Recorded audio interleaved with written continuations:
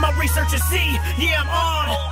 But first I'm a G, and I'm as hot as a comet with my conscience and common knowledge. With the logic to conquer my competition with confidence. Confident in my composition, no option to opt to quit. When my opposition novice is nonsense and I'm the opposite.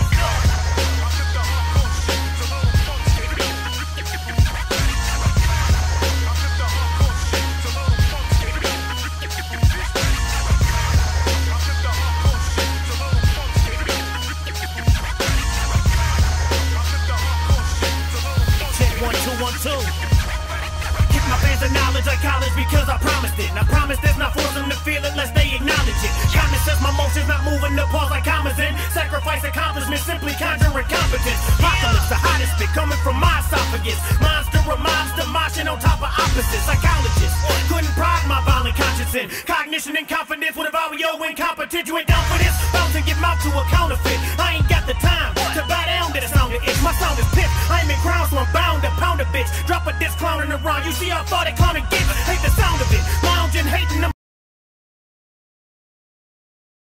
Defund your body with a swamp of fish, bitch.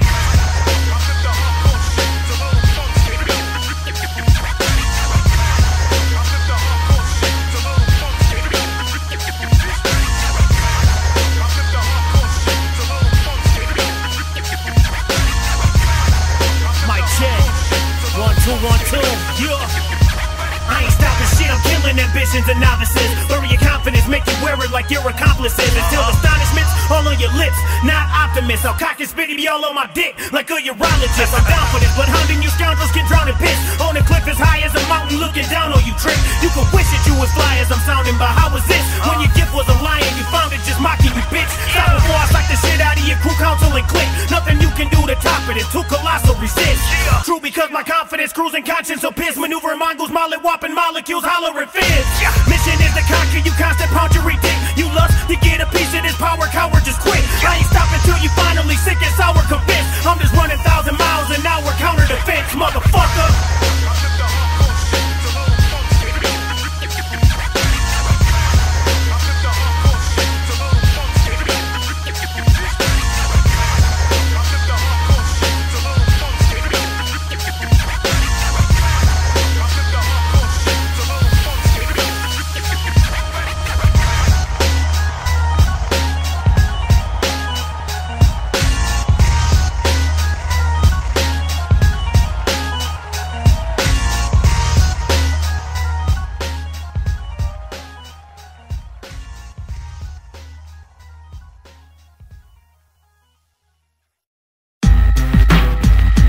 Check.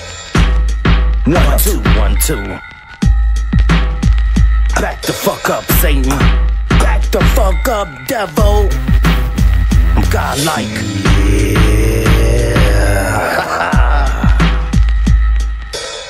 Yeah. I walk like a monster. I keep forgetting to pray through all the drama. I talk to my mama. She said keep God in your life before we come find you. Inside me I feel like two people. I got love in my soul, but also true evil. I'm hellish and can't help this shit. Feel like I'm about to do a helter-skelter flip. Where my mind at? Where my conscience go? I don't give a shit, that's why I spit this kind of flow. I can pick up the mic and blow your mind. It ain't my fault, it ain't me. The devil working overtime. I think he knows where I'm sleeping. I wake up like fuck the world for no reason. Man, this can't be me. It's a hell of a difference of what a sinner and a saint can be. Am I possessed or blessed or just crazy? Look what the NFGR made me. I ain't shit to fuck with, so fuck you. I don't even listen to myself when I tell myself what to do. Am I possessed or blessed or just crazy? Damn, the devil trying to just break me. Something wicked in my body. This not me, the wicked shit got me. A higher power controls this wickedness. After this, I'll be begging for forgiveness. I'ma live it out, tell you what this wicked shit about. Am I just a puppet with Satan moving my mouth? This ain't entertainment, this real talk. Real care, my mind tainted. Plus you will get killed off. What could make me blaze you? What could make me hate you? My head's spinning, what could make me stable? Pop a pill, or let the morphine drop a wheel? Don't I sound sick? How could you believe I'm not for real? Like I'm not ill. If y'all don't see it, then the plot will. I work with witch doctor skills. Feel like this the way I'ma live out my days. The wicked shit'll never die. Bounce about the grave. Am I going to hell? You better ask yourself. Let me live my life. Let me laugh at you. Am I possessed or blessed or just crazy? Look what the NFGR made me. I ain't shit to fuck with, so fuck you. I don't even listen to myself when I tell myself what they do. Am I possessed or blessed or just crazy? Damn, the devil tryna just break me. Something wicked in my body. This not me. The wicked shit got me. Something wicked in my body. This not me. The wicked shit got me. Something wicked in my body. This not me. The wicked shit got me.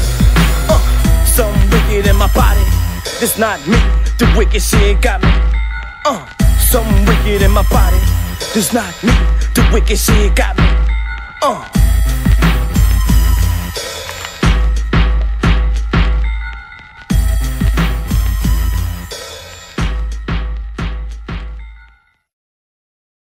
Well, gentlemen, you are about to see a baked apple. Well, I tell you what, this is Paul Humphrey, a.k.a. Paul Murphy, a.k.a. Lynch, you know what I'm saying, a.k.a. the real insane poetry. What do we do? Why don't we just... Check out LSP, period. see what happens? No fucks given radio in the motherfucking house. There's nothing to worry about. That shit sounded kind of good, huh? Yeah, I like how I threw that shit in there. You're gonna be just fine. Check out some shit, teamsnuff.com. Make sure you go check out any of your CD merch needs on gorehop.com. Man, make sure you check out a couple of the next tours coming up from LSP. Do you know what the most frightening thing in the world is? Shit, work. Whatever you do.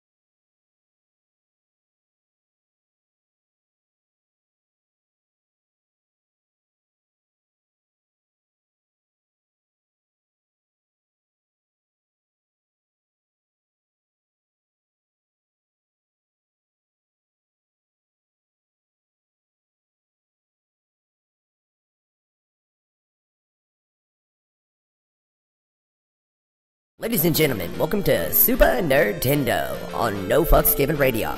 Select your player. Player 1, start. You're serious, aren't you? About what I do, yes. Not necessarily the way I do it. The Thing. Is this dork made of orange rock like the rest of his body? It's a different morality. Get used to it or go home. As long as I'm not that person. The evil one. Well, nobody's perfect, but that's overstating it a little. Comic book shit. I find that answer vague and unconvincing. Yeah, pretty obscure. Don't you think that's plain damn weird? Your hosts, Mr. DKB and Racer XX Cash of the Super Smash Bros. And the Unknown Factor. Did it work? Supah Nerd-tendo. Enough said.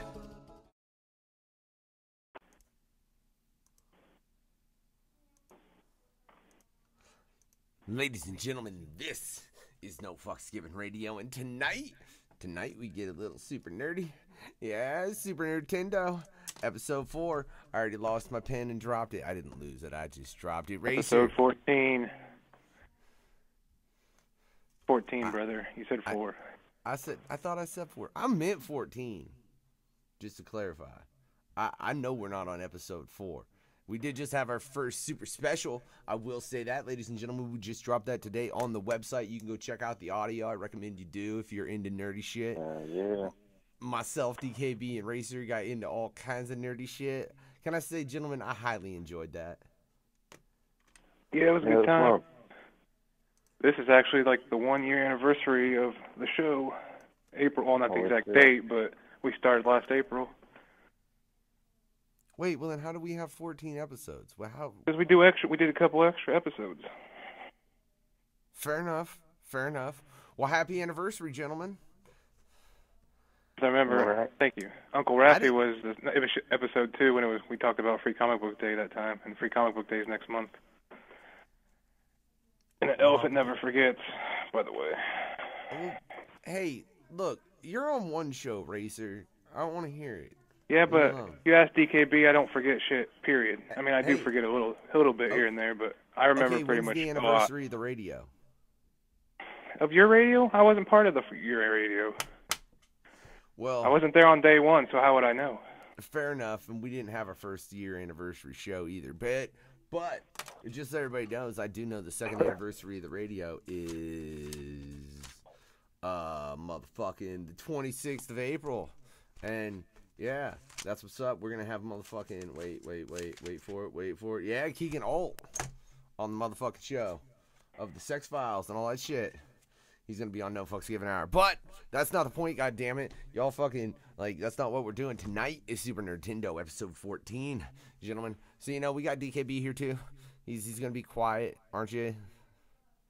Yeah. And he's like, fuck you, Factor. But I love you both, bro. That could be true, too. It's all good.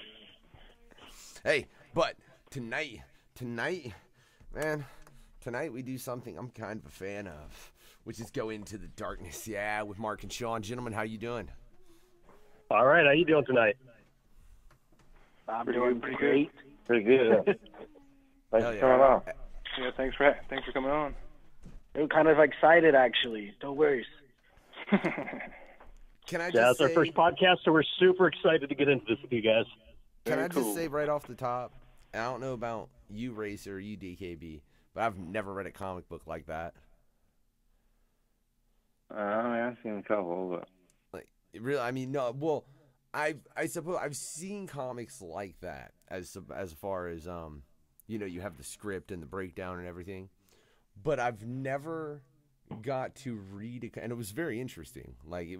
It's a very interesting perspective, man, and I thank you for that, by the way, as far as for letting us see that and being able to fucking read it before you guys got, it's just weird to see that process, and it shows you something. But because every other time I've seen it, it was something that I'd read previously. You know what I'm saying? Yeah. Yeah, I'd never seen that, and it'd be the way I read it. It's very interesting. It shows, I think, a different part of the process. I really want to see that book, because that was very interesting. I just have to say. Have either of you, DKB, Racer, have either of you ever read a comic and it been the first time you read it, reading it like that? I don't know. I mean, I've read plenty of preview books and stuff over the years. I've seen a couple, but I can't remember. I wasn't expecting after I got a couple of pages into it that were just finished. It's pretty neat. I can't wait. I can't wait to see the finished product. Yeah. Well, thanks. Appreciate that. We have the first 7 pages done. Right now we're speeding ahead trying to get the rest of the artwork done for our Kickstarter coming up. So we're looking to launch that probably, Sean, mid next month? Oh, absolutely. There's a lot of prep work that goes into it, trying to get all the reward tiers and everything situated for everybody. That way we make sure everybody gets, good stuff. We don't want the same stuff everybody else has, but we do want to use the same stuff that, people are into. So looking around, trying to gather all that stuff together, and really want to offer as much, substance to the campaign as we offer with the comic itself. Right on. I think on top of that, we're looking to get as much of the artwork finished on the back end as we can, because we don't want to launch the Kickstarter, have it fund, and then have people wait 6 months for the book. I hate that. Yeah. Kickstarters are kind of notorious for not meeting their deadlines. Oh, yeah. I funded a bunch of comic books, indie comics, over the last 6 to 8 months. I have yet to receive a single one of them. So, I have a couple projects that's 3 years going now that should have been in my house. Yeah. 3 years? Yeah. I'm pretty sure that I'm not getting that. There's a couple that still need to deliver, but there's 1 or 2 I've had that actually met the deadline. I'm I give them kudos, because most times it's sometimes up to a year late. I know we're kind of anxious though, because this thing's been in the crock pot for years now. So it's time for us to finally start digging in. Everything's done. It's cooked. It's thorough. It's, Mark's been putting a lot of work into it. We've done so many revisions over the years. Right on. Why don't you tell everybody a little bit about the book so they can check it out or whatever? The little description. Into the Darkness is it's a little hard to describe. I like to put it as it's kind of like real life people with real personalities that just happen to have some superpowers. I like to think of it as what heroes should have been, but before they screwed the whole damn thing up. All right. At the core of it, it's kind of a conflict between predestiny and fate and free will, and what. If you had an idea of what might happen to you in the future, would you create self-fulfilling prophecies? Would you rally against it and change the future? What would it be like for you? And on top of that, there's just a lot of different themes, reality versus fiction, good versus evil. We try to get into a little bit of everything that's inspired by all of the massive amounts of TV and movies we watch. That's cool. So I'm curious, man, how many issues do you plan to run this? The initial plan, if we can ever get them all off the ground and funded, is it's a 100-issue plan. I know that's ambitious, but we've got the story to tell. I will say, just from reading what I was able to read as far as what you guys sent us, I'd fund this Kickstarter. Yeah, I think I'd really like to see it. But man, 100 issues. Ooh, that is ambitious, because there's so many things you have to go through to get to that point. So in you saying that, do you have an end point already planned? Yes, absolutely. One of the big things is that we're treating this sort of the script writing process more like it's a high-end cable TV series than a standard comic book where every issue just keeps flowing. So each story arc is going to be 10 issues, and that's a self-contained story. And then after that 10 issue, we're going to go to the next 10 issue arc, and there's going to be roughly a year passes for the characters in between.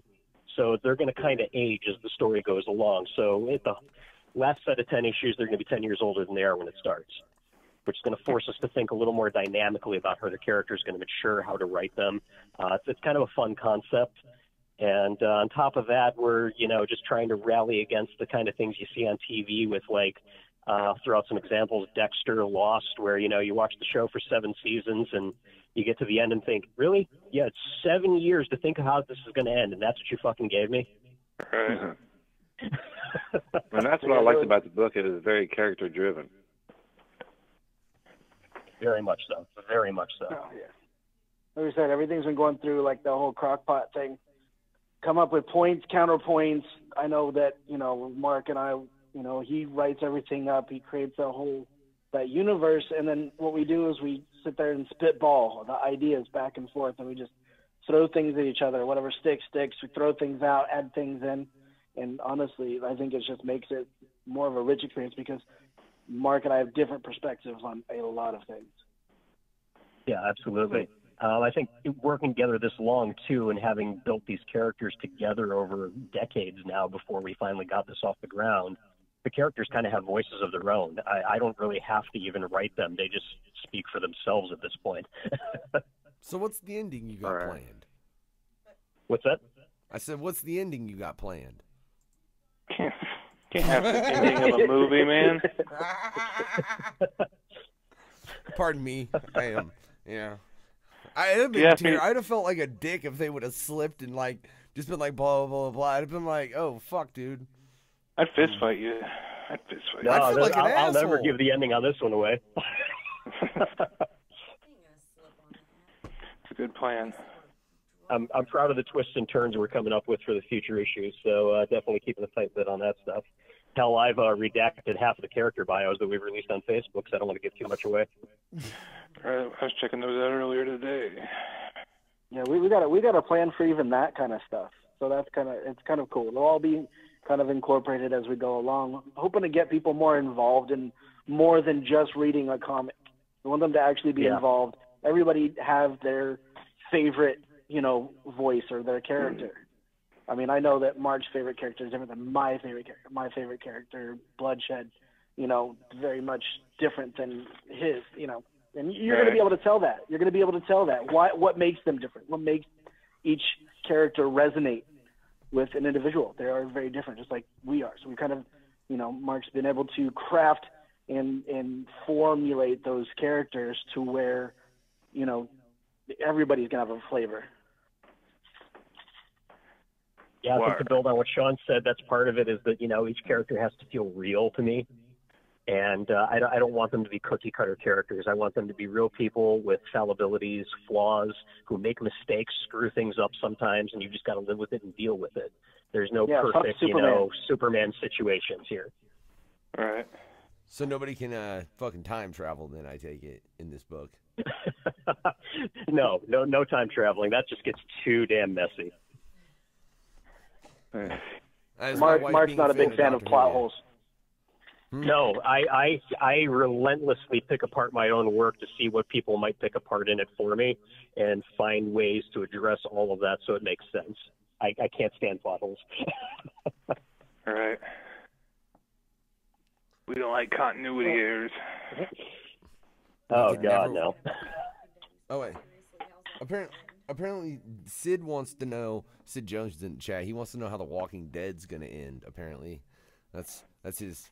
You got any Walking Dead ending theories? And wait, are you talking about the show or the comic first off? Like, Sid, like, you're way off topic. But hey, I'll tell you what. Fuck how that's going to end. I want to know, what got you guys to start into this at first? I mean, because you didn't start it Into the Darkness, you know what I'm saying? What made you decide to go into comic books as far as, I'm going to do this?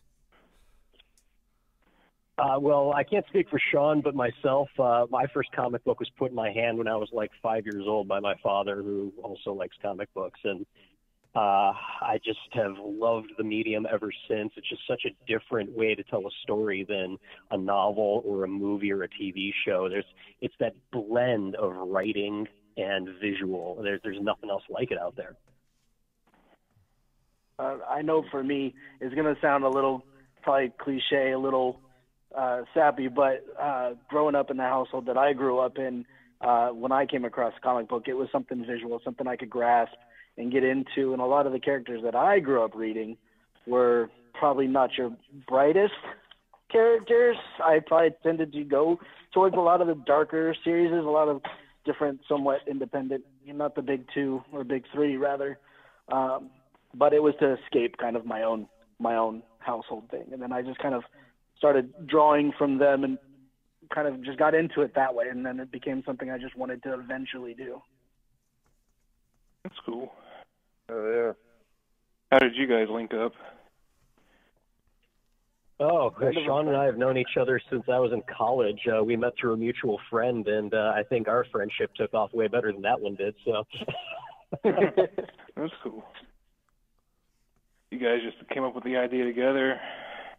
No, Mark had it going on actually before me. But some of the stuff was very different. You could tell. Yeah, Oh, go ahead. Go ahead. I was gonna say, you could tell when a lot of the early ideas were kind of out there, you could tell that our thought process weren't necessarily as mature as they are now. Much to, stuff that's been done a billion times over needed rework. Yeah. Like if anything else, it would have just not been nearly as entertaining. It was entertaining then. It's short-sighted, but nothing that would have lasted. Right. Yeah, I came up with the idea for this, the initial idea that Sean's talking about when I was maybe 15 or 16. And I'll be blunt, it was a complete fucking X-Men ripoff. Right. And, so a couple of years later, I realized that. I was a dumb kid. I just wanted to make a comic book. So I started sketching characters and writing down bios and stuff. And a few years later, I looked at it and said, no, this is bullshit. This is plagiarism. I put it away. And then I pulled it back out in college, and I looked at it and thought, if you take out all the stuff that's rip-offs of all the comics I've read and take the things that I put in there to try to make it different in mine, if I just distill it down to those, there's actually some really cool shit here. And so I took that platform and started building that up as its own thing, forgetting about everything else and just letting it kind of dictate its own path. And then I brought it to Sean because I started telling him about it, and he just fell in love with the idea. And we started working on it. He helped me solidify it and really clarify it into a really great process that I think people are going to dig. I swear, there is part of me that wants to ask you certain things involving that story based on reading that. But there's this other part of me that's like, I don't think I should ask that because none of this shit's released. Well, you can ask. I can always say no. Yeah, I guess that's my real point, is the questions I'm going to ask. I'm 99% positive every one of them you're going to say no to, and I don't want to go through the list to get the answer to that one question you're going to answer.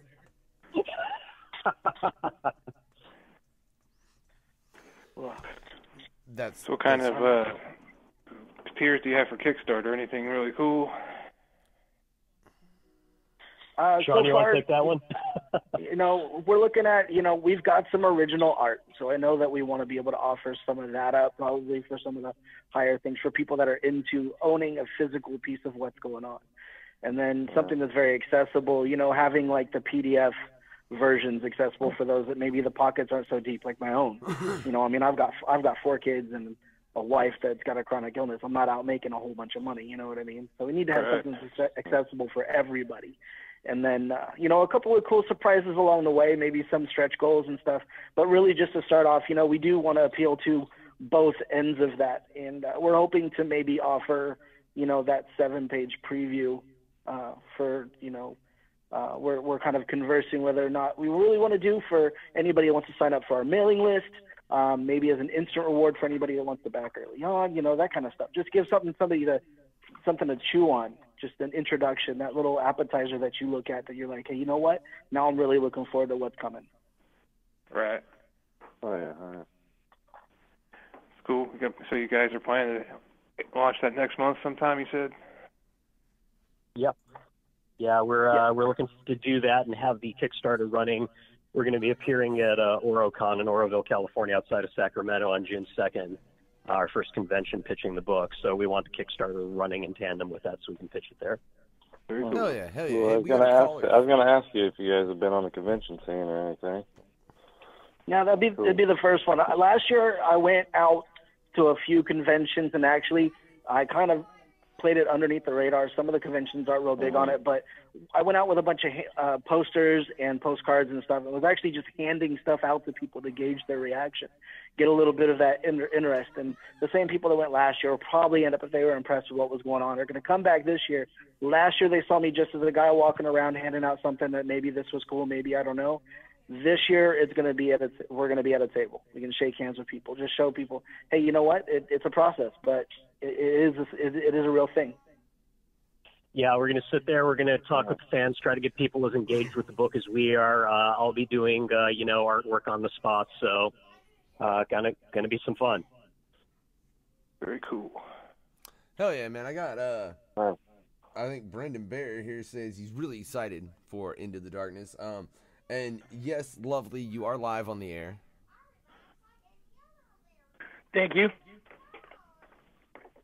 What? No, I was lovely. Wow, no, it turns out my kid is using my tablet. You can just call me Chuck. I'm from Texas. Oh. Hey, Chuck. What's up, How's Chuck? it going on, guys? What's going on, brother? That's just odd. It's like, hey, lovely, and it turns out to be Chuck.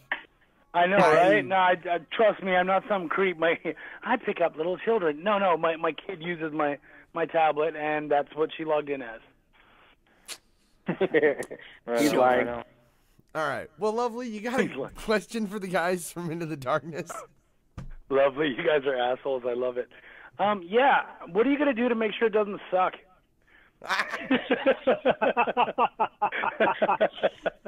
Well, we're planning. We're making sure we're not rushing into this and, taking the crutch that I see a lot of other indie comic creators do. It's indie. I don't have to try as hard because it's not big, too. We're all about quality. We're all about planning out the story in advance. I have an outline of all 10 seasons, all 100 issues ready to go. I just have to write the scripts for them. And if we run into any trouble, not to mention the network of people that we incorporate into our lives as creators. Yeah, our fellow creators on our comic groups, very supportive, awesome people. And just to let anybody know that if there is any trouble with meeting the 100 issues, we do have areas we can trim, so we're not going to get, screwed up and, oh, no, we have to have 100. If it doesn't look like it's going to pan out, we're not going to screw everybody and not give you the rest of the story. Yeah, this isn't going to be a, pushing daisies, Dead Like Me, where we end mid-season and everybody just is left with nothing.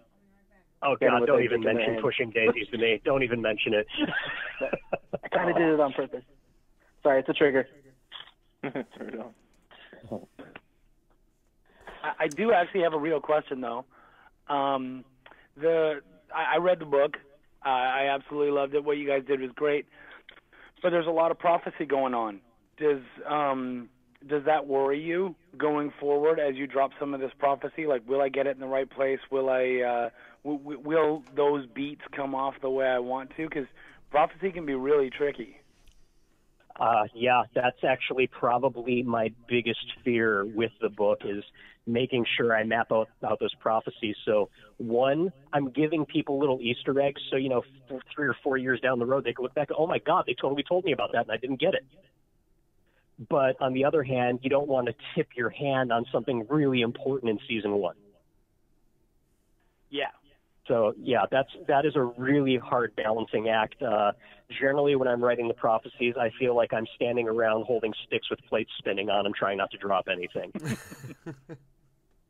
That being said, too, some of the stuff, I'm sure, direct prophecy, you're going to know it's there. The way it's pictured, the way it's done, the way it's been formulated for presentation. Some of the stuff might be in the background. You never know. And just have that set out to 100 issues, man. Like you said earlier, that is really ambitious. I'm just curious. Let's just say worst case scenario, you guys are only able to put 10 issues out. You can wrap it up in 10 issues. You can consolidate it to that point. I think each season is capable of being a standalone story on its own that we could modify if we had to end it. Yes. Okay. I was just curious because you see everything in the comic book industry from you see comic books running 200 to 300 issues, whatever they are. There's a fucking innumerous of them. I'm not even going to go into it to, all kinds of shit that's only like 6 to 10 issues. Just want to go into that. That's kind of serious. And you want to do it off Kickstarter. Now, I know I've looked into a lot of Kickstarters for comic books, and we were going into what you were going into rewards for. Do you guys have a goal set in mind for this at this moment? Hey, Sean, I'll let you take that. But it's like as far as a goal for like what the funding goal is. Like, what's it gonna take? Like, what would it take for you guys to get 10 issues, and what would it take for you guys to take it all the fucking way? Do you know? Well, a lot. There's a lot of. Here's the thing: we don't want to rely just on Kickstarter. Kickstarter, we want it to be just as it says. It's a Kickstarter. It's a beginning to something that we can get to the point where right now we have full-time jobs. Right now we've got full-time everything. We've got families, lives, and everything else. As we go along, we want to be able to take a piece from, maybe some of these campaigns that we're doing that start off. And we're going to start trying to roll those forward and hopefully, be able to get it to the point, fingers crossed everything goes the right way, where they can end up filling themselves. Not necessarily to become rich off of, but basically fund themselves to be created the way that we want them to be intended to. It's not for profit, it's for passion. You know what I mean? Absolutely. Right. Yeah, I would be happy if each book's sales just paid for the next book. That would make me ecstatic. and like before, to kind of help out with getting to that 100-issue span, one of the things that I think that's going to help with that is the fact that our characters are actually going to age.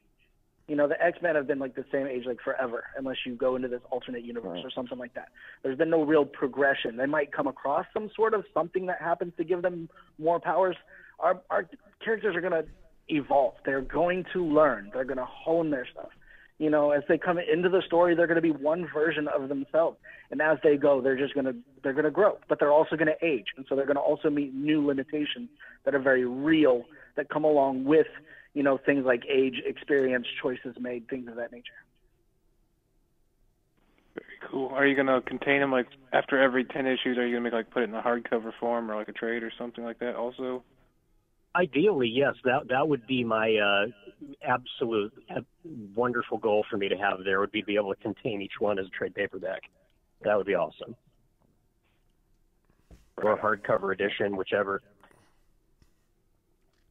Well, let me just ask you, where do you think the comic book industry is going in that? Because, we all do music as well, and you can see music going a lot to digital. I mean, you see it in comic book press as well. Get all kinds of comics in digital format, go and read them on your tablet. That's just how it's turned. What do you think that's going to affect as far as, you think that's going to have an issue? Because I know obviously you guys are going to offer it digitally. But what do you think that's going to do to the industry as a whole? I think the industry is just evolving as far as it can with the technology it has, and that's great. I think going to digital has a lot of benefits. Your audience is much wider. You don't have overhead for print costs. Everything distribution-wise gets so much easier. It's not necessarily a bad thing. The only real concern is, copyright concerns with protecting the PDFs or digital files you're giving people. The other side of that, too, is, with a lot of the, like Mark was saying, with the PDFs or the electronics, the digital things, it's just be like the music industry. The music industry is going to exist always, but it's going to find a different outlet. People might download a comic book, but they also might be willing to invest in, like, say, something that has a reward tier, if we were doing something like that, a T-shirt or something like that. There's always going to be something physical. There's always going to be, for those aficionados, for the people that, like I said, going back to music, there's people that still want vinyl. You know what I mean? Somebody's always going to want a hard copy. But the accessibility for reach internationally, it's much more accessible. So the chance to reach a wider audience is better. Yeah, I think what it comes down to is it's sort of the same thing back in the music industry when cassette tapes started gaining popularity and all the music execs were crying and whining that, people recording off the radio was killing the music industry. And I think it was Bono who said, it's not cassette tapes that are killing the music industry, it's crap music that's killing the music industry. So I think as long as your product is strong, if people are ripping it off here and there, you take the HBO perspective, it's free advertising,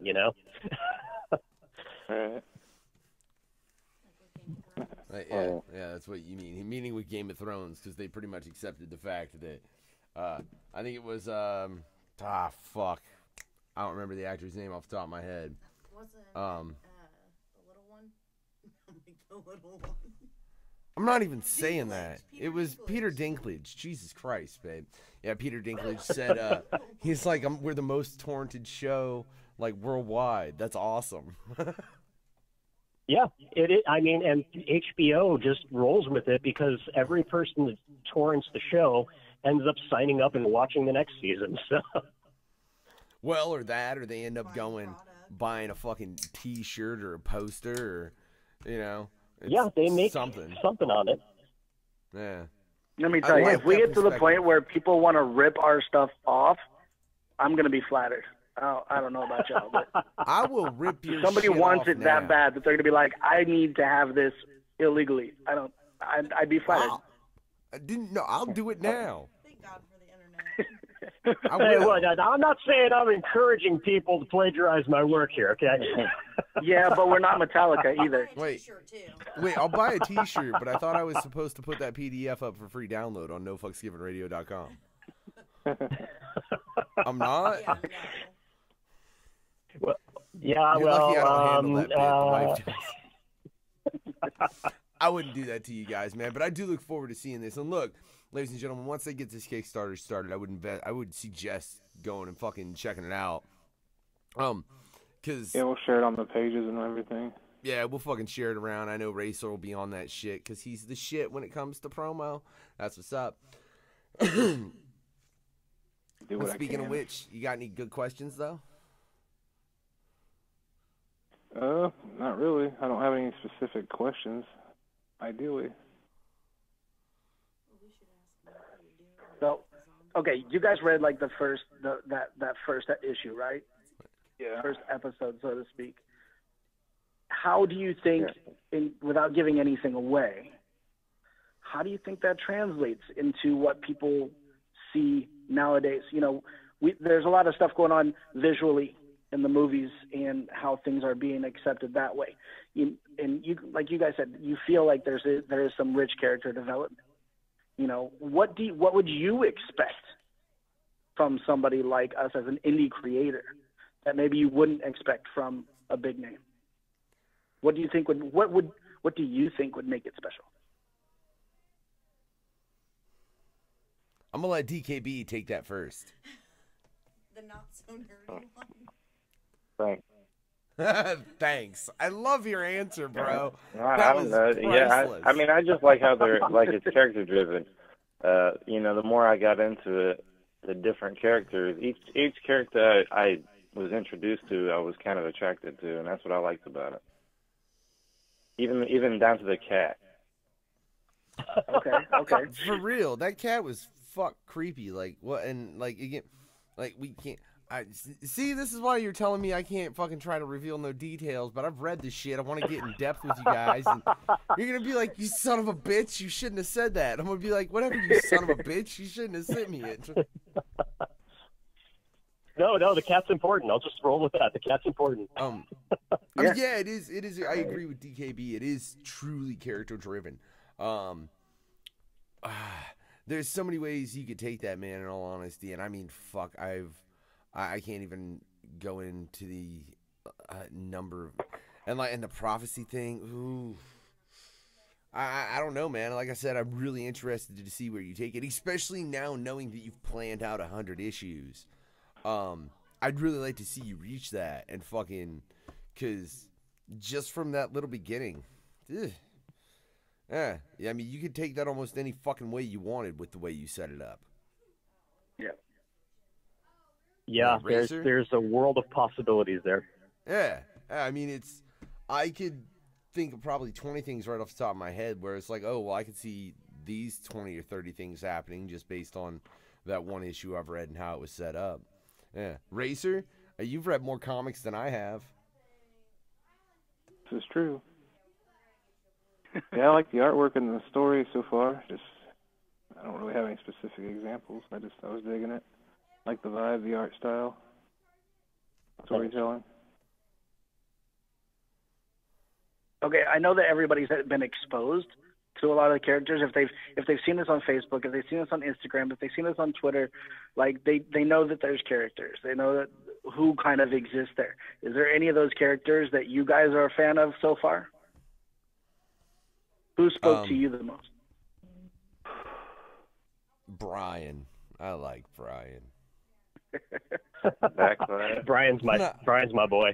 I like Brian. Why'd you start that, man? You were totally outfucked. It's like, yeah, but fuck them for being dicks. I love that. Yeah, I like how like everybody's got like these cool names, and his name's Brian. Yeah, and that too. That's fantastic. I'm Brian. I think it kind of fits, considering he's like the no fucks given character. Yeah, absolutely. Yeah, and that's the whole reasoning behind it is he thinks the codename thing's stupid. So no, I'm not doing that shit. Yeah, that's fitting. We'll take it. That's a win. Yeah, that's what I'm saying. I mean, you really do. You've got several different types of characters. Even you guys got any? Now I'm curious. You've got this in the works. Obviously, it's obviously the thing you're focusing on the most at the moment. Is there anything else you guys have in the works? I got a giggle out of that. know. Did you see that shit, gentlemen? Yeah. What's that? I said I got a giggle out of that question. Why'd I get a giggle? That was from me, Chuck. Oh yeah. See, I'm actually working with Chuck. He's got a kick-ass story called "Welcome to the Void" that I actually did some interior work for. I know I do inks and stuff for Into the Darkness, but did some interior stuff for Chuck for "Welcome to the Void," which is also a pretty kick-ass story, I gotta say. I don't know. You want to explain to Hera what that is? That would be more. Let's see. Young cat just going through some stuff, man, and he's a very realistic character, down on his luck, having a bad day, and he ends up tapping into like almost like an alternate, not universe, but like something that the center of all the different, like a central dimension that you can kind of reach into. But Chuck would be a much better person to ask on that one, actually. See, this is why I keep saying we need to cross over and have like the amalgam type thing with, maybe we call it Into the Void or Welcome to the Darkness. Yeah. I'm all about that, by the way. If we do like an anthology kind of book. But yeah, no, with Mark taking on so much of, Into the Darkness, I mean, he does so much for it. I mean, he does the artwork for issue #1. He's done all the writing. He does the edits. He's done the lettering. I am the social media guy. I'm the guy that does the inks. And then from there, we have a very talented colorist, Chris Hall, who's done an absolute amazing job. He beat out quite a number of other people because we had a contest, and really he kind of blew us away with what he had to offer. And he really brings the correct tone to the book, and he's been such a pleasure to work with. And honestly, with the standards that are set for, breaking out and wanting to hit the road at a high speed and not kind of want to come out as this creators or a comics that doesn't care, that just wants to rush and get something out there. That's not what we're about. So really the effort, the skill that goes into what's going on is really kind of been a big deal. And I know that Mark, he does art for a living. I don't. And constantly he's challenging me to grow and everything else. So really, even the past couple of years, just the stuff that he's pushed me to do, even in the name of Into the Darkness, has just been amazing. So really, you guys are really going to get. I'm proud of how you've come, man. You've come light years in the last couple of years, and I'm really proud of the work you're putting out. It's not easy, and I think I'm still healing in some areas.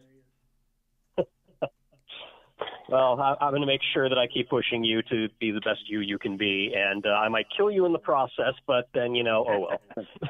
Hey, look, your greatest influences will always try to push you to that horizon. Like this shit was fucking Deep Space Nine, ladies and gentlemen. This is Deep Space Nine by the Super Smash Bros. We'll be right back. And like, YouTube, hold on. I'm gonna get you that music too, but I gotta press other fucking buttons. I don't have that shit downloaded. My wife's giving me whatever. We'll be right back, ladies and gentlemen.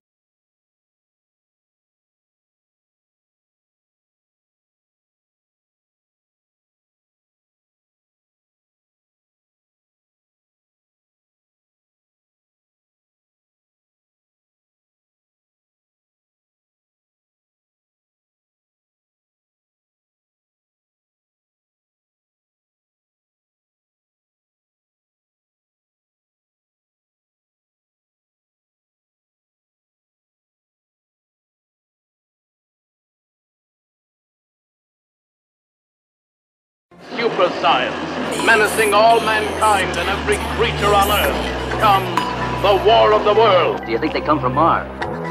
What is the Matrix? Never send a human to do a machine's job. Have you ever had a dream, Neo, that you were so sure it was real? We have come to visit you in peace and with goodwill. I am fearful when I see people substituting fear for reason. But he agrees. There is grave danger. The question remains, what can we do to protect ourselves? 2001 and I'm riding in my spaceship. Check my arrival, I'm fresh about the Matrix. No gravity, I'm weightless. Cryogenic stasis, spit that sick, I'm so contagious. From a galaxy that's nameless, a cyborg is faceless. Paranoid, android, humanoid. From the fort, land of the asteroids, I'm blasted by my ray gun. Pushing over my blade runner, Star Wars, Star-Lord. You better pray to A, son, no trace of the craft or the flight path, quite fast. All you heard was boom, all you seen was a light flash. I smash like I'm from Skull Island. Attack on Titan when worlds colliding. Silent running, alien contact. Space treaties, guidelines and contracts. Tron tracks, a boom in Metropolis. Dark City, a doomed megalopolis. Not a man, machine, Terminator.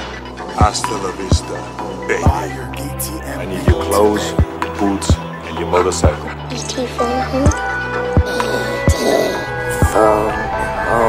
Intergalactic, gray matter, X-Files, lyrical Mad Hatter, space ladder, make your brain splatter, conspiracy theories, info that I gather, Star Treks, the last starfighter, Sith Lord, I don't need a big lighter, slider, we hitting on that warp drive, supernovas, exploding while we float by, dope high, we hitting cloud nine, suspended animation, it's about time, about mine, I'm talking about quasars, excess cash, I'm sitting in my race car, blow hard, you know I gotta stay puff, smoke in the atmosphere, you know it's gonna break up, face front, I see a shooting star, out in space, in the outlaw star.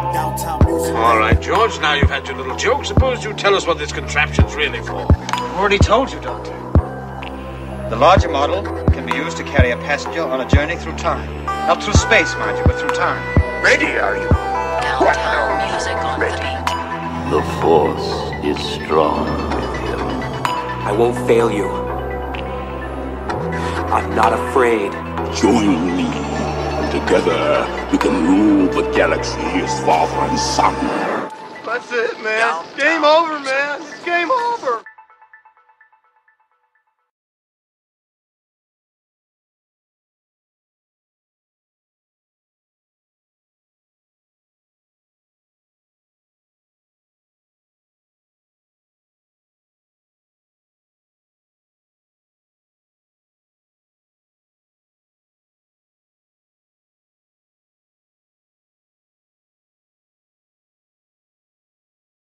You go first. They call me One Take Kyle Stark. Hey, this is Kyle Stark. I am the writer and occasional artist for the Rick and Morty comic book. What are you just staring at me for, bro? I've done other stuff, some image books, kind of a big comic book deal. Oh yeah, just masturbating!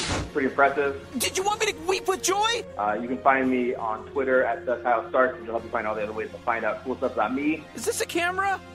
Is everything a camera? We're listening to No Fucks Given Radio. It might be dangerous. Lick my balls.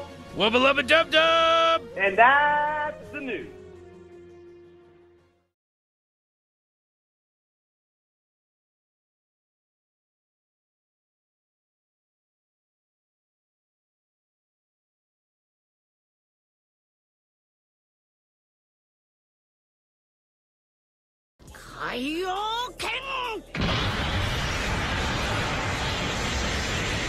Hey, let's talk Team Snuff. We would be honored if you would join us. On the second Tuesday of the Tuesday of the Tuesday of the second Tuesday. I found it surprisingly beautiful. In a brutal, horribly uncomfortable sort of way. You like to talk snuff? I like to talk snuff. Let's all talk snuff. Well, not mine, obviously, but... What's that? No fucks given radio, radio, radio. No fucks given radio. It's an energy field created by all living things. It surrounds us and penetrates us. Can you believe this guy? Listen to me. Listen to me. I pity the fool if you ain't at the second Tuesday every month. No fucks given radio. Chink snuff.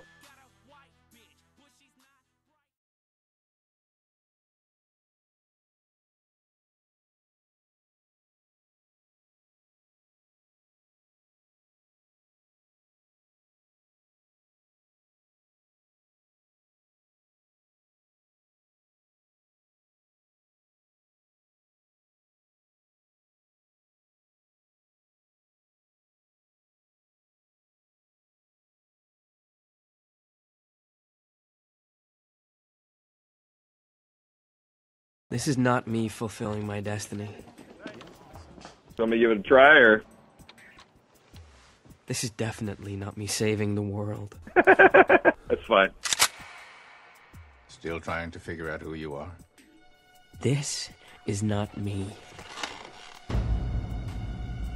This is just the motherfucking decoy.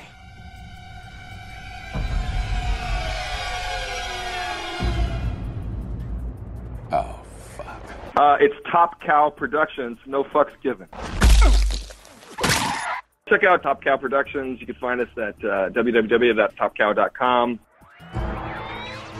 This is Matt Hawkins, and you're listening to No Fucks Given Radio, and at this point, I'm not sure what that means anyway. Like I said, classic. You can find cool stuff from us on topcow.com, on Twitter at TopCow, Facebook, the Top Cow page. We have free comic books and downloads and links and all kinds of cool shit online. You're in control. I have no fucking clue what I just listened to. No fucks given.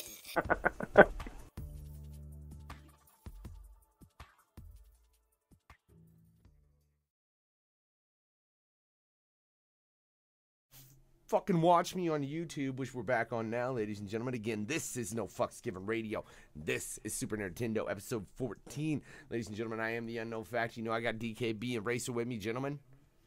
Yo. What up? Yeah, we still getting We're into here. it with these guys from Into the Darkness. Fucking Lovely called in. Hey. Sorry, Chuck. Adam, Mark, what's up? Right. So, what I want to know, though, is, like I said, in this process, you guys have obviously worked with quite a few people, and you have gotten to the point where you're working closely with one another since college. What level of interactions? Or no, let me rephrase that question. Right. I'm gonna pull one out of Chuckle's hat. That's kind of dick, right? But whatever.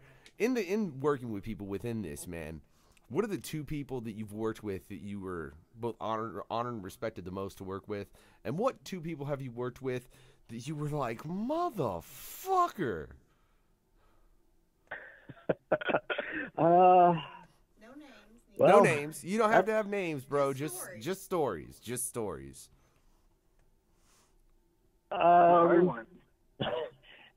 Yeah, there's parties that were privy to some of this information that just dropped the ball and ran, so I can't really say anymore. Wait, what do you mean by ran? Like ran and gave it to people, or? No, like, you expect me to actually do something? I'm out. Yeah, there was some of that going. I know that feeling. And yeah, it's still kind of fresh. Wait, work? What? What? Yeah. You know. Yeah. It happens. And it's just it's life. It's the creative process. Nothing is going to come easy. Intentions. Yeah. No, there was good reason. reason. Favorites though. Oh, geez. Honestly, favorites. Oh, I guess Chuck has been okay. Go fuck yourself. Yeah. Chuck's been, there.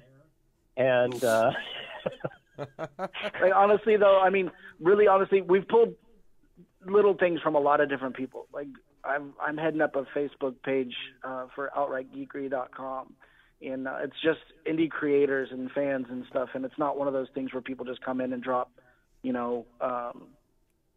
Kickstarters and run. This is like real people that want to learn, want to come off of each other. So we met a lot of really cool creators. I mean, James Burton, we've got, all kinds of people. Scott Weldon. Scott Weldon. We have Eric, and then we've got all kinds of people, man. They're putting out their own thing, but everybody has something to offer. So it's really hard to pick a favorite, man, because everybody's got something different. That collaborative, environment is just great for the creative juices. As far as giving you a hardcore, hey, this person sucked, this person was great, that's tough because most of the time it's just been me and Sean on this. So I guess if I was going to answer that question, it's Sean's the person I've loved and respected working with, and I'm the fucker I hate working with because I suck. I'm such a dick. Okay, yeah, Mark is a dick. You agree with that really, really fast, man. I'm a perfectionist. He knows it. It's all right. His perfectionism with my insecurity. It's brutal, but we kind of drive each other really. I think we have different perspectives on a lot of stuff, but at the same time, we kind of have a lot of the same, issue with a lot of things. So while we have similarities, there's a lot of differences, and a lot of it has to do with approach. No, that's it's not all love and roses. I mean, there was a point last year where I got all paranoid and it's mine, and got all freaked out and almost blew things with Sean because we just started a rift between us. I'm glad that we actually came out stronger because of it. And I think we've got a much better working relationship now than we did then. But it took me almost pushing him away and losing him to open my eyes and realize what a great guy I've got working with me on this. Oh, shut up. That's beautiful. It got emotional. See, this is where you need a "aww" in the background. I told myself I wasn't going to cry. Hey, I'm man enough to admit my faults. All right. That's good, man. Now, let me ask you something else, though. I mean, coming out this independently, because obviously you guys are starting a comic book, and I'm starting a Kickstarter and everything. What do you think as far as just the rise of the independent scene within comics? Because, I mean, obviously it's been, I'd say, greater in the past 10 years than anything, wouldn't you? Just because it's become so much easier to do print independently. Yeah.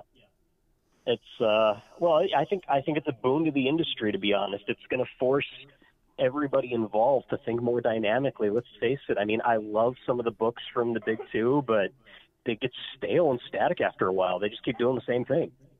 They recycle each other's ideas for sure. And I think that probably the biggest thing I have with that is they're so scared of upsetting anybody if they don't take any chances. And even if it's chances that would have been great with their core fan base, they listen to the whiners and haters on Facebook who are just a very vocal, tiny minority, and they let that influence their decisions to make bad decisions sometimes. I think indie comics aren't constrained by that. We know our fan base. We know what they want. We've got our finger on the pulse of it because we're talking to them. Well, let me ask you in regards to that then, especially with the fact that comic books have blown up within the film industry. What do you think of then what they're doing in the films as far as, do you think it's going to become repetitive like that? And do you think they'll ever see a rise of more independent-based comic book films and series? Though, I mean, I could name quite a few that were from smaller companies. I know there have been quite a few. The Tick is awesome. Not a sponsor. Check it out. I don't give a fuck. The Amazon Prime show, The Tick, that is freaking awesome, man. Yeah. That's fucking, and I love where you fucking, the moment where he's just looking at it and it's like, spoon, and just says it so calmly. I'm sorry. I just loved that moment.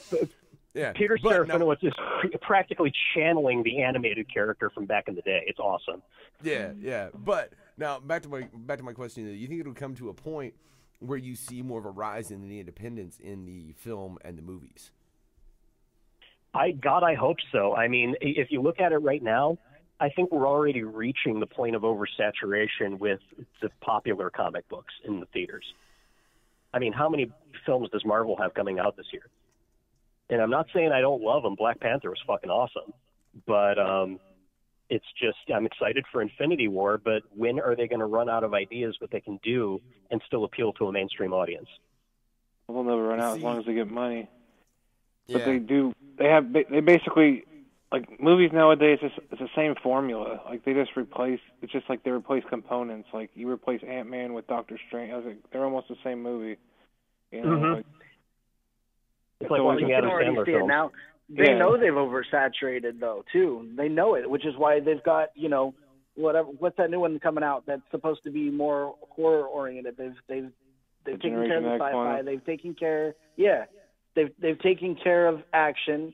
Now they want to go into that horror bit. I know that they're trying to bring some of that flavor with the new Venom movie. I know they're trying to get into that. And they've run out of the PG experience. They went PG-13.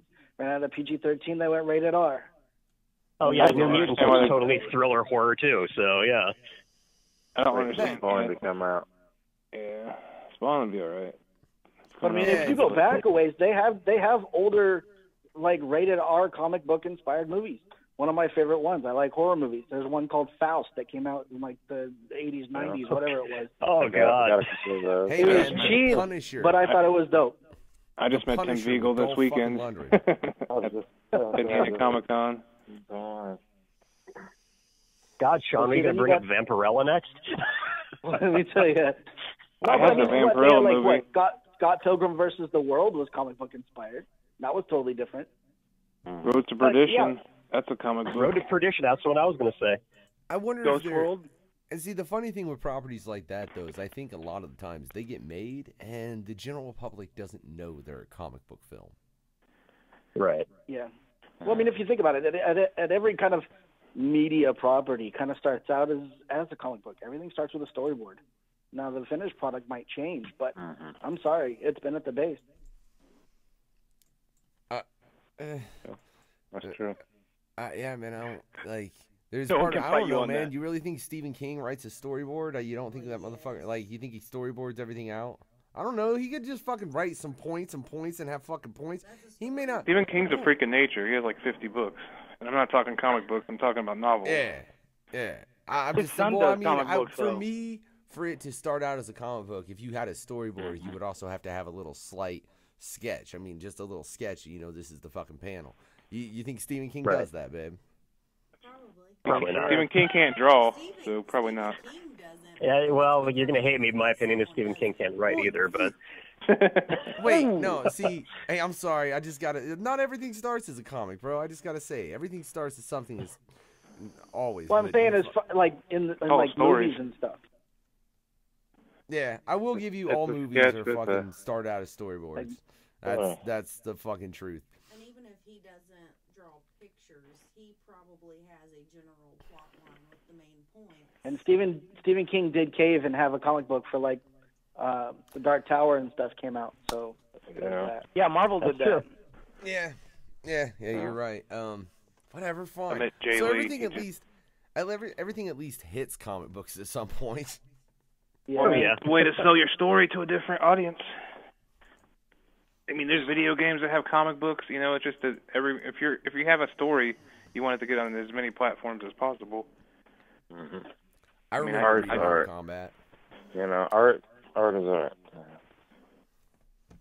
Yeah, I remember reading Mortal Kombat. I do. All right. So what do you guys think, though, of the change then over time? Because how old are you guys? I'm going to date you now. I'm 37. 40. All right. We'll just Whatever. It fess ain't up. that bad. Right. So obviously, though, you've seen a distinctive, like a complete change. And the fact that now this shit is accepted when, like when I was a kid, and I'm only 34, that was some fucking nerd shit. And you read comics, you were like a fucking outcast for the fact that you read comics. Right? You think there's ever a possibility that it will revert back to that and the fucking nerds will be the ones reading comics again? God knows anything could happen in the future, but all I look at that is every time I look and see all the comic book stuff out there and how popular it is, I just look around and say, holy shit, we fucking won. Right. I like that. We fucking won. I wouldn't have bet on that. Screw There you, wasn't Josh. We movies. fucking What if won. there wasn't all these movies?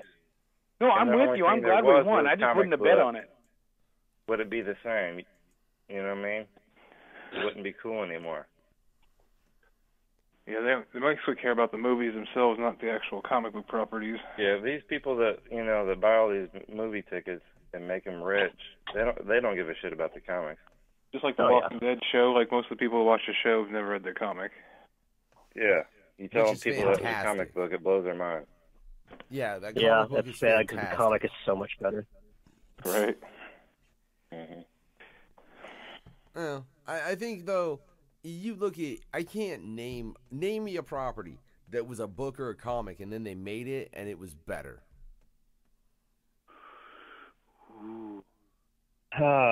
Something translated to a movie that was better than the stores? Yeah. I'll wait. That's tough. Yeah, I'll wait. Yeah, I'm not sure there is one. Yeah, I'm not either. The only thing I can think of is I've read what the thing what the thing John Carpenter's The Thing is based on. Oh yeah. Maybe that one. Yeah, maybe It Lies Beneath. The Thing is better. V for Vendetta movie is a little better than the comic book, I kind of think. I actually would agree with that statement. Yeah. All right, so there's two. There's two. Feel free to that beat me the down, but I five think of us the can ending of think Watchmen out was of- better than the comic. Yes. The ending of Watchmen in the film made a hell of a lot more sense than the comic.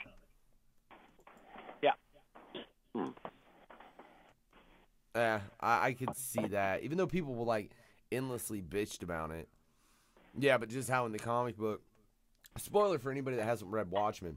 Yeah, in the comic book, it's fucking a giant fucking blob of an Squid. alien that it didn't even Yeah, make it's sense. like a squid alien. Yeah. Well, it's 12 issues instead of a 2-hour movie. Yeah. Now wait, are you saying that 12 issues worth of a comic is not 2 hours worth of film? I'm just saying you can tell, like, a story has, like, if you read it in a paper format, you can get more detail. I mean, movies have budget issues and stuff. There's going to be side stories and stuff that you can take out because, I don't know. Oh yeah, but no, I'm talking about just that final moment where they made it where it was Mr. Manhattan's power as opposed to it being. Oh, that was way better. Yeah, Yeah. I mean it was. I agree, but it made way more sense in the comic. That was one thing. It's like, look, we're getting attacked by aliens. No, dude, there's a big thing that just kind of plopped out of nowhere, and it doesn't look like it's trying to hurt anybody. It just looks like it doesn't understand. It's just the thing sitting there. Kind of like you. I'm just joking. Hey, man, nobody ever said I understood. I am the unknown factor. It's what I do, man. I'm fucking whatever. What? Was I supposed to? I know we got fucking Nitwit, Grammy-nominated producer coming up tomorrow. And I also know, talking about, and I also did production on the show Empire. And then I also know for a fact that on the note of the Black Panther, myself and Lynch will be reviewing it on Talk Snuff with Team Snuff this coming Tuesday. Yeah, but that's besides the point. So we're going to get into a bit of nerdery actually over on there as well, because we're all a bunch of fucking nerds over here on No Fucks Given Radio. We really can't help it. So I want to know from you guys, what was that comic? I mean, there had to be a comic that was like, ooh, or just a particular character that was your go-to. And I mean more when you were as a kid. What was your go-to comic book character as a kid? Sean, you want to go first? Oh goodness, for me it's kind of a toss-up between maybe Lobo and Evil Ernie. Oh, I know. You just became the win. factor friend. No, he wins. Racer, Sean wins. Sean wins the interview. Bro, you win the interview. You do. You said fucking Evil Ernie, you win the interview. I have a Smiley the Psychotic Button tattoo, so it's got to be a thing. Oh, see, that's the next, the tattoo I want to get is really expansive, and it's like $1,000 tattoo. And once I get, a decent amount, yeah, I'll get that $1,000 tattoo. But at the time, I have other things I need to spend $1,000 on before I can drop it on a fucking tattoo. But when I do that tattoo, yeah, it'll be of Evil Ernie with fucking full detail and everything. Yeah, I love that character. Yeah. So that's mine. You're up, Mark. Yeah, for me, I grew up mostly with mainstream, so Spider-Man when I was a little kid was my thing, Venom especially. I remember getting the very first series with Venom when I was like 7 years old, and I still have it somewhere in a box. But that was, I loved Spider-Man and his attitude and the smart-ass comments. I'm sure you can't tell that from my writing at all. But no. I loved that, and then I got to the Venom thing, and I just loved the dark mirror of the character that I loved, and I just ran with it. That when I was a kid, that was my go-to. Oh yeah. Side note: if you went to the website, I noticed these guys both like Batman Hush, which I love that too. So. Yeah, I loved Marvel when I was younger. Then after high school, I got really heavy into DC. Wait, now Hush. I'm trying to remember. I've read a little bit of Batman. I'm not a real big Batman fan. Hey, if you are, that's cool. Fucking like, because I love the films, especially the Nolan trilogy. I won't lie. Oh yeah. Yeah, but fucking I don't know the comics. I just never got into. I was more either a Marvel guy or I got into the other weirder shit. Like I do love Lobo though. That's why you win, Brian. Because not only did you say Evil Ernie, you fucking said my either first or second favorite DC character. I don't know. Hitman might fucking top that one from Garth Ennis. I mean, Lobo was good with the contract on God. Come on. Yeah. Yeah. See. Anything Garth Ennis. Just come on, Punisher Max. The man can do no wrong for me. So then let me ask you this, guys. Who would you really like to collab with in the industry if you both respectively had a chance and could just pluck somebody like, I'm going to fucking work with him? Who'd you pick? Oh, man. I know it's deep. I would say my passion lies with writing the characters and writing human, relatable characters. I'd go Gail Simone. I love the way she writes. I loved her run on New 52 Batgirl. Loved her run on... a bunch of other stuff with DC. She does a great job just making characters feel real and human. And I really respect that, and I would just love to sit down and talk to her about the process. Oh, yeah. As for me, I'm not sure. I mean, I'm classic probably. I'd probably still do, Kevin Smith has done some comic books. I'd sit down with that cat. He's done Batman. Oh, yeah. He's done a couple of different things. I would totally do Kevin Smith, man. Yeah, I was a fan of his Green Arrow and his Green Hornet, I'll be real honest. Oh, yeah. As well as the stuff he did from Jay and Bob, because the Jay and Silent Bob. He's made a couple of good movies, too, if you didn't know. No, Daredevil was solid. He ain't... That dude don't do movies. He's made a couple of bad movies, too. We need more Clerks. My wife's over here demanding more Clerks. Like, I don't think we're going to... I love Clerks, too, strangely. The script for Clerks 3 is done. They're doing a Mallrat TV show, too. Oh, really? Yep. See, I hadn't heard anything about that, but I will say on the... I wish they would bring back the Clerks cartoon. Personally. Oh, the animated series was awesome. Oh. That was before its time. I watched it last week. Charles Barkley. Yeah, that animated series is so good. But wait, I gotta say on the note of Clerks 3, I heard that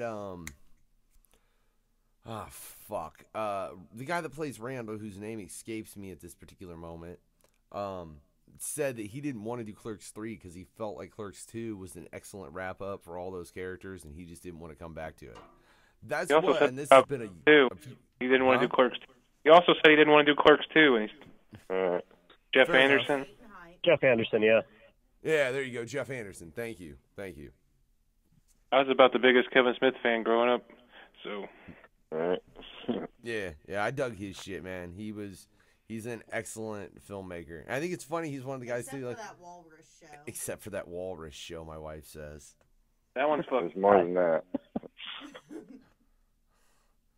Oh yeah, I'll be honest. I haven't. That I think was he's worse got. Than the Human Centipede. we're talking about, I believe, Tusk is the name of it for anyone. Oh, yeah, I didn't see that. I heard it was awful. It was. It was weird. It was cheesy. I kind of enjoyed it. It also had the weird sequel, and I didn't like it. It had a weird ending. I didn't hope there was a sequel. Holy crap! Wait, the only thing I remember is that it came out about the same time as Horns, which was really surprisingly fucking good. And then I heard Tusk sucked, so I didn't bother. Wait, what's Horns now? What the fuck is Horns?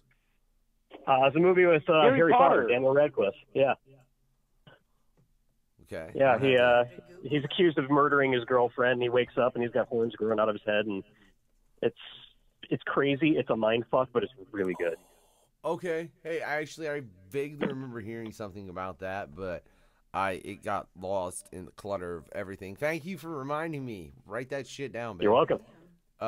We'll be checking that out. Yeah, you should go check out Husk.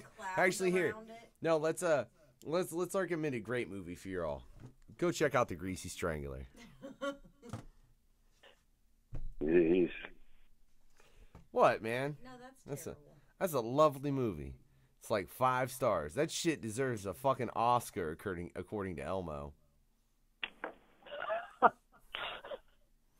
That's another host. Never mind. That's besides the point. Right. So I'm curious then. Let's ask since we're on the topic of movies and such, man. I'm curious. Let's say somebody approached you guys and was like, "Hey, man, I've read your shit. Really like to turn it into a movie, all right? What's it gonna take for you to give them full rights, or would you even consider that?" I would never, ever sell ITD. Into the Darkness would never be a good movie. I would never sell it. It wouldn't work. Now, a Netflix series or HBO or Starz or something, I could see that working, and I'd consider. But a film, not a chance. So if somebody walked up to you with fucking I want to do a movie, you just flat out tell them no? You know, I don't care how much you offer me for it. I actually have some integrity. Kudos. That's where passion over profit comes to play. Into the Darkness is a passion. You know, if we wanted to make it for money, then we would have had the same story everybody else is telling. Fuck that, because if you do that, let's be honest, you just get lost in the shuffle, man. I think, honestly, if you do want to make shit to where it works for you in this, you have to do something that stands out. Need like an anime if you're not series, standing out, then fuck off. I mean, I'm just being honest, right? I mean, yeah. I mean, if you don't want to look like an exact copy of the X-Men, that's called the Wildcats. Yeah. Well, I like how you guys have. Well played. I like how you guys have set your own rules too. Oh yeah. That's important for us. Trying to keep it real and give ourselves some constraints so we don't go stupid. I think my favorite is the characters being portrayed realistically, also known as the anti-lethal rule. The what? One of our rules on our website is we have 4 major rules. 1, no costumes, because if we woke up tomorrow with superpowers, we wouldn't go buy spandex. Rule number 2, characters will be portrayed realistically. No arms the size of Dwayne Johnson's chest, guns bigger than a Cadillac, or women's with 4-inch diameter ankle and boobs cinched up under their necks like twin goiters. We also know this is the anti-lethal rule. Hell yeah. But first off, if I woke up with superpowers, like tomorrow, depending on what they were, I'd probably go get a duster. My favorite's number 3, which is dead is dead. Yeah, Once that's also. Dead, that's it. And that's one of the ones that I level against the major comic book companies is they're so afraid to actually kill a character off and keep them dead. It's always a publicity stunt. It has no impact anymore because so-and-so dies. Yeah, they'll be back in 3 issues. What do I care? 12 most. Yeah, I'm still waiting for Uncle Ben to come back. Dude, come on. They brought back Bucky. They brought back fucking Jason Todd. I'm waiting for fucking Uncle Ben to come back. That's what I'm waiting for. Oh, maybe we can have another Big 2 crossover and he can come back as a Black Lantern. That would be tight.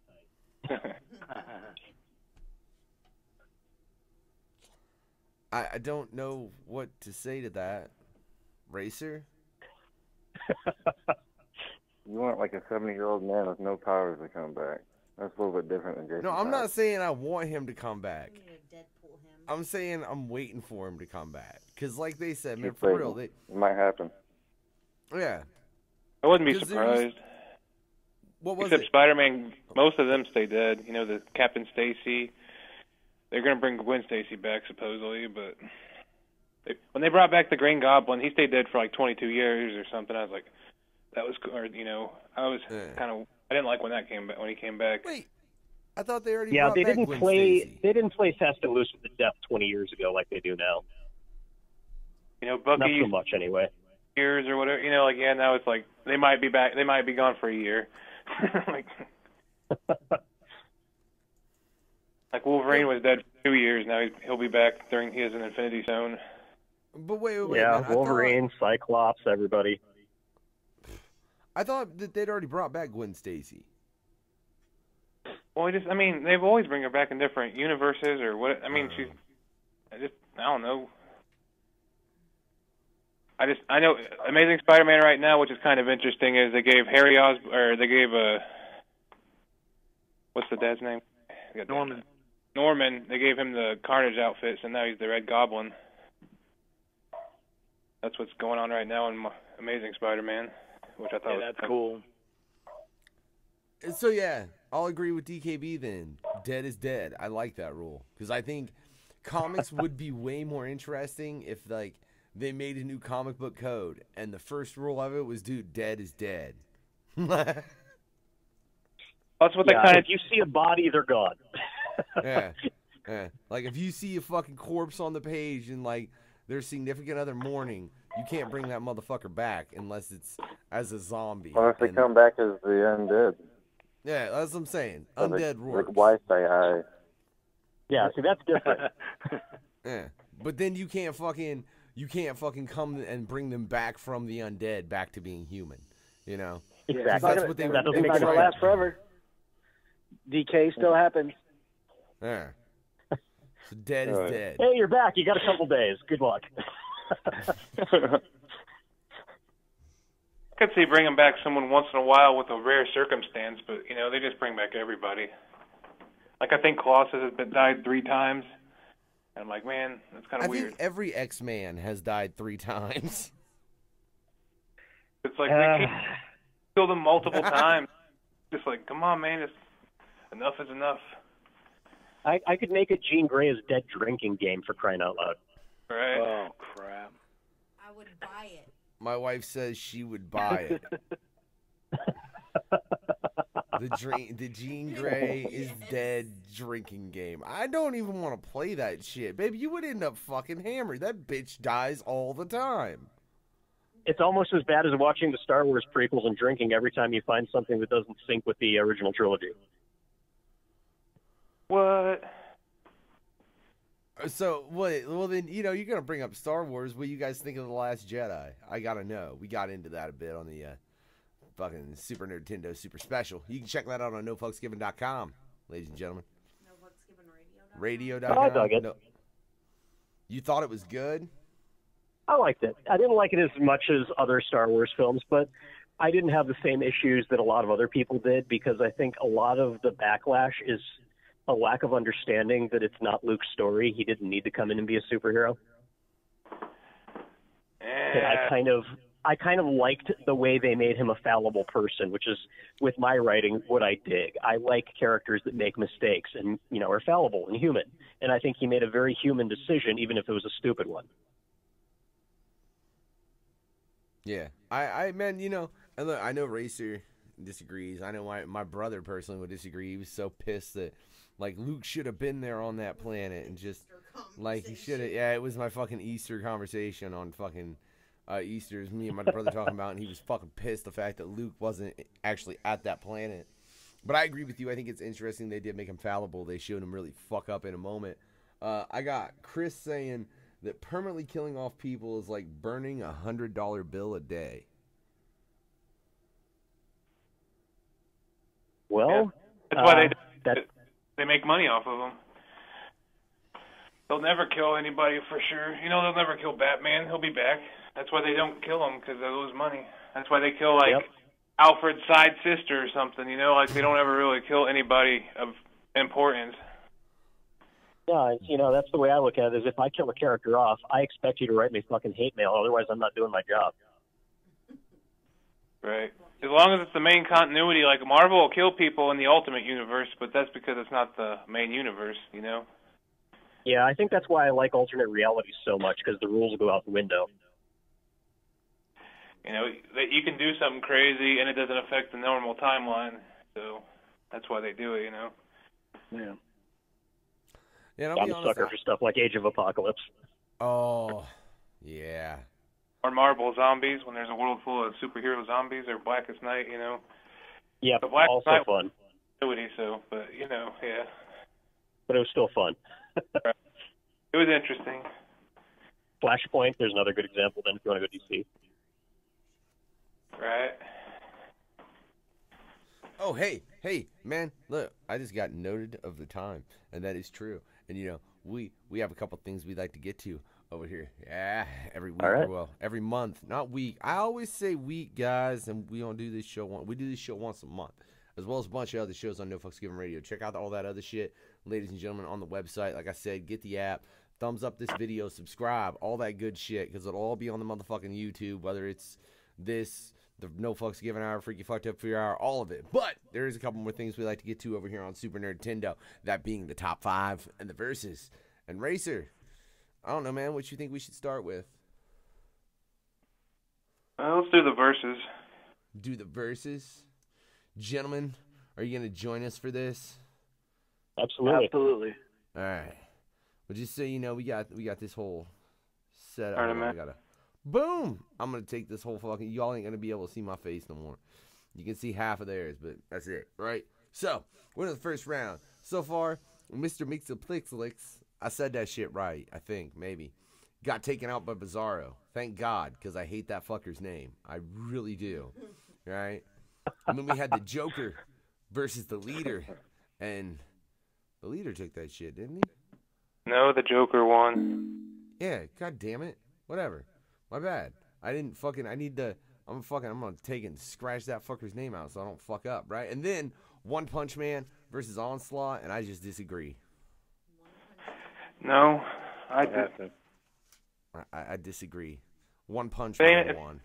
Every tournament you disagree with something, so that's part of the plan. Man, look, I'm a disagreeable motherfucker. I apologize, but I still love you guys. You know what I'm saying? Just you ain't gotta agree with me, like what you like, as I say always. But that's besides the point, right? The next one, god damn. We're gonna see if I disagree with this one, right? Right now, you're gonna join us on this shit, right? We got Doomsday, the man that is responsible for killing Superman the first time he ever died. Now, mind you, it wasn't the last, because as we were just getting into, if you're a superhero, you get to come back. Or even if you're a supervillain, really, it don't matter, right? Versus Dr. Manhattan of Watchmen. It's funny. We've kind of discussed really closely, motherfuckers, yeah, whatever. Man, whew, that's a rough one. I'm going to go straight to Brian, because you said Evil Ernie, right? And I just want to know, like, because motherfuckers tend to disagree with me a lot on the verses.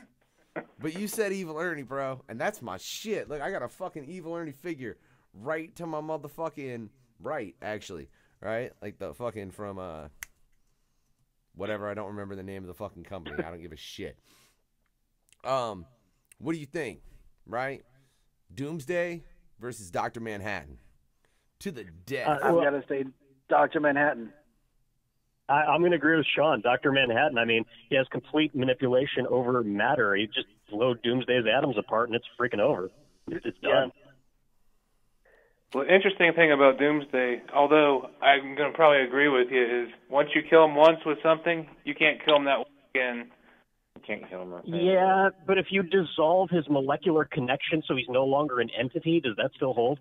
Because there's nothing left to come back. It's gone. It's wiped. That's pretty much my argument. If he tears him apart at the molecular level, you know, I mean, it's over.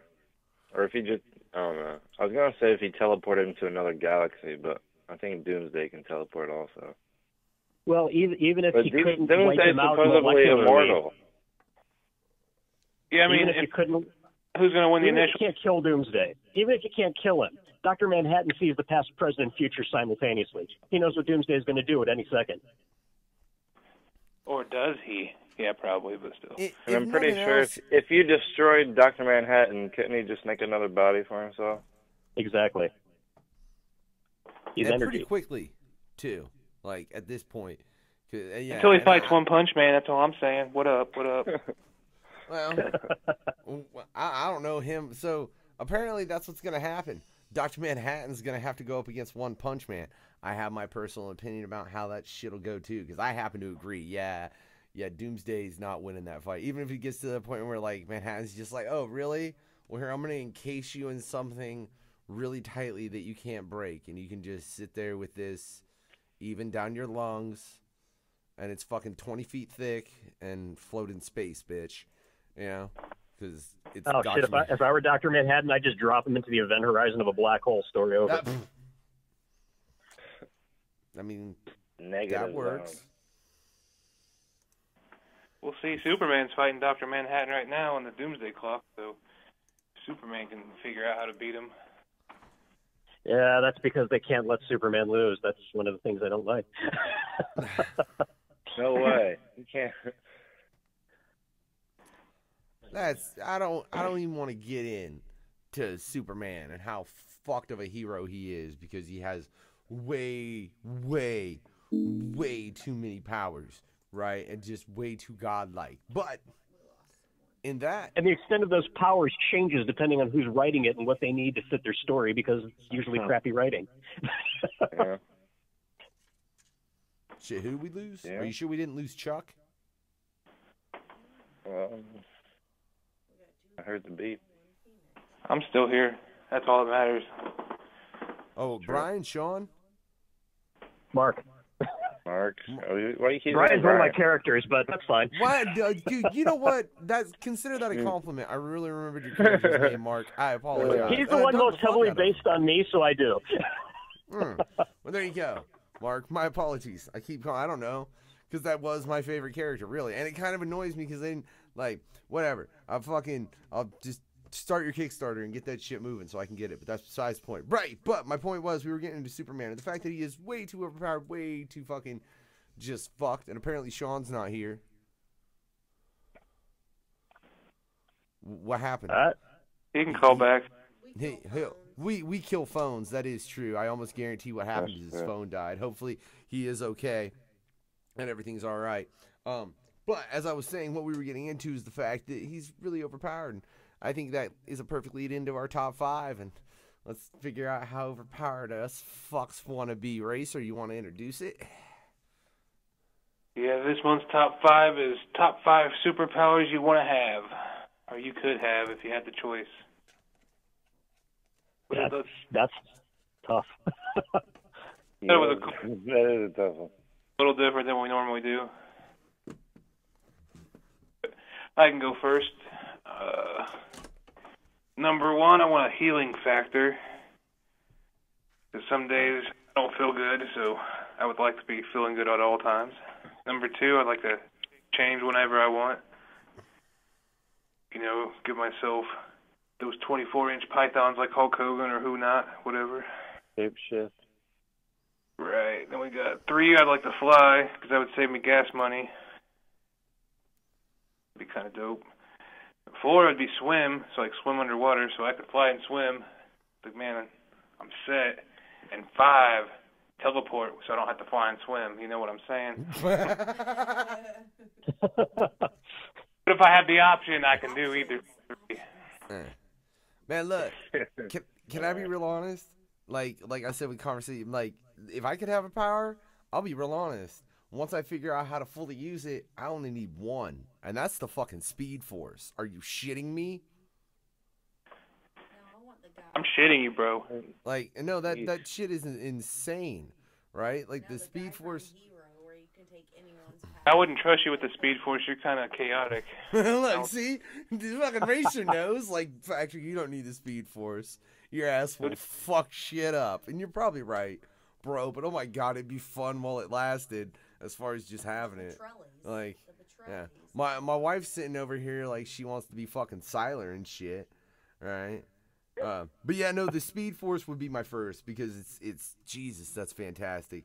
The second would be a Lantern's Ring, because yeah, I got which Will. Lantern Ring?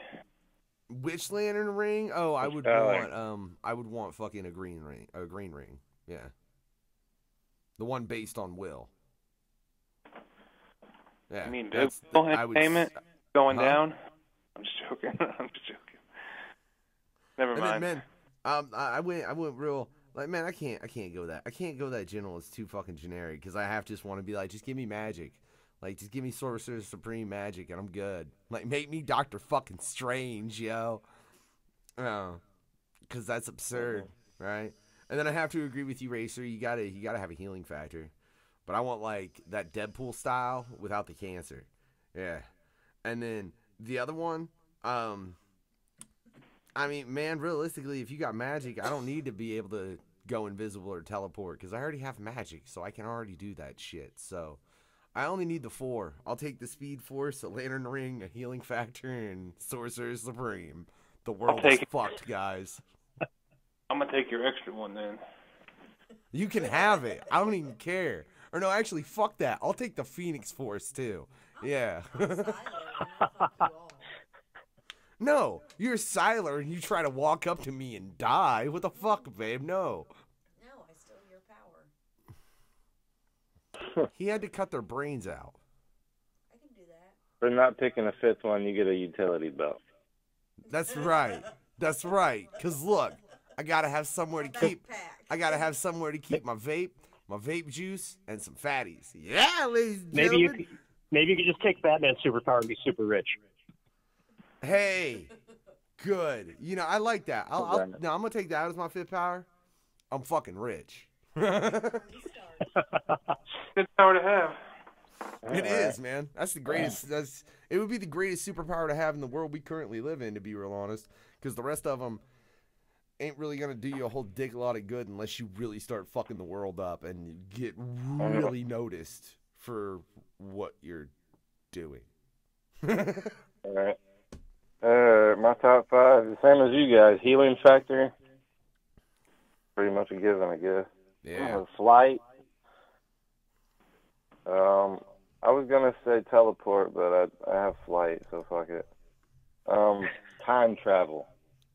Oh. That's a good one. And also another one. He's gonna fuck some shit up. You can have the money, but I'm gonna have the mind control, so it really don't matter anyway. And my 5th one, just is just stupid, but I've always wanted it since I'm a kid. X-ray vision. Pervert. It happens. Yeah. I don't want to rob a bank or something. Yeah. I don't want to see the bones. It's X-ray vision. It's not see-through cotton vision. I want that kinky shit. I want see-through shit. What are your intentions with your see-through vision, DKB? Well, if I have mind control, it really doesn't matter then. Just so I can have it. You want objects. Don't ask why. You have mind control. You can. Back to our guest. Fuck.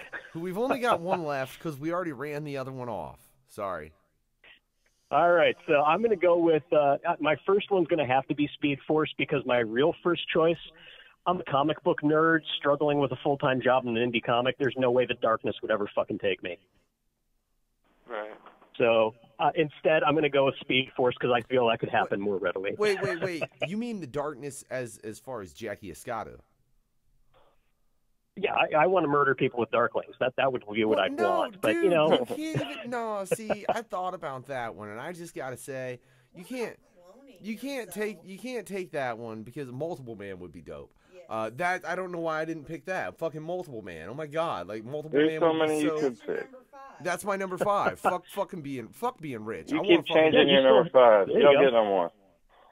So, yeah, like I said, I'm not vain enough to think I could do the darkness thing, so I'm just going to go Speed Force. If I couldn't have that, I'd go Healing Factor because it would be redundant having both. Healing Factor comes with the Speed Force. Telekinesis would be fun. I would love the ability to control time, that kind of, Prince of Persia shit. That would be awesome. And my fifth one, I'm going to go a little out on a limb and say I'm going to do the super accelerated visual learning like Taskmaster. Oh, yeah. Nice. I think that would be awesome. Just, watch something and then all of a sudden Kung Fu. That's freaking awesome. Like, dude, why are you such a badass? I've been watching Bruce Lee movies all fucking day. Now, would we all be superheroes or supervillains, or are we all hanging out by ourselves?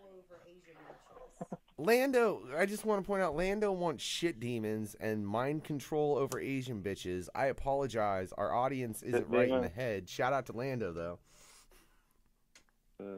Dare you, Lando? No, I like the way you think. What, you want shit?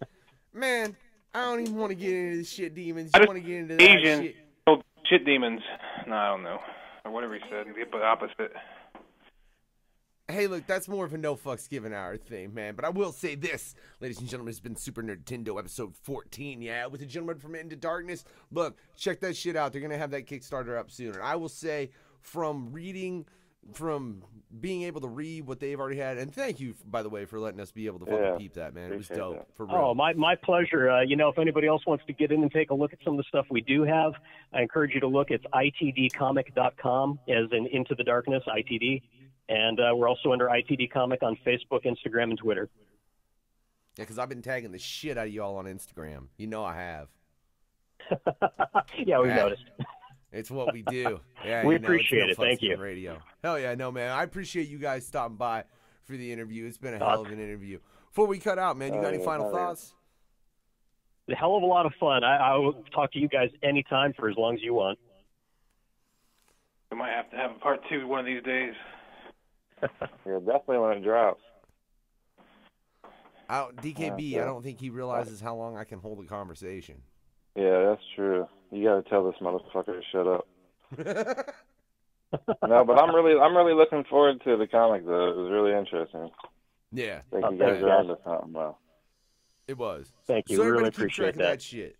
For real, for real. DKB, any final thoughts before we cut about this bitch? That was pretty much it. But yeah, it was a pretty dope time tonight, and I look forward to the issue for sure. Razor? Nope, I'm good. Good show. Thanks for being a part of it, guys. I enjoy this episode like I enjoy all the other shows. Hell yeah. And look, you can check all the past episodes again on NoFucksGivenRadio.com. Go to the Super Nerdtendo, as well as all the other shows we've got over here at No Fucks Given Radio. We've got shit coming up. We've got fucking Nitwit coming up tomorrow. Grammy-nominated producer. Oh, yeah. Worked on fucking Empire. He'll be on the No Fucks Given Hour with myself and Chuckles. Then we got Talk Snuff coming up. We got Pod Couple and fucking Slings, Flings, and Dingalings on Friday. We got all kinds of shit. Just go check the show, check the schedule, keep up to date. Like I said, subscribe, fucking hit the fucking turn on that notification shit. So when we go live, you find out about it. Beyond that, have a good night. Keep that shit nerdy and unknown. Peace, y'all.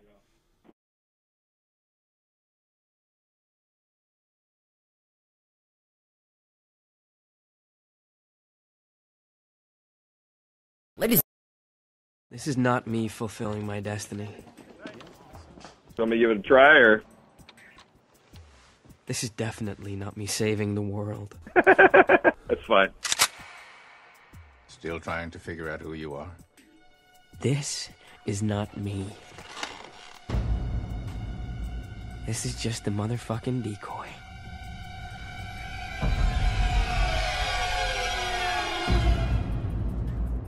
Oh, fuck.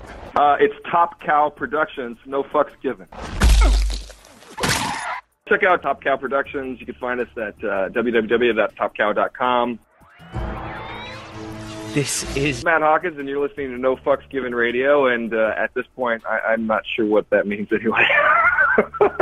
Like I said, classic. You can find cool stuff from us on topcow.com, on Twitter at TopCow, Facebook, the Top Cow page. We have free comic books and downloads and links and all kinds of cool shit online. You're in control.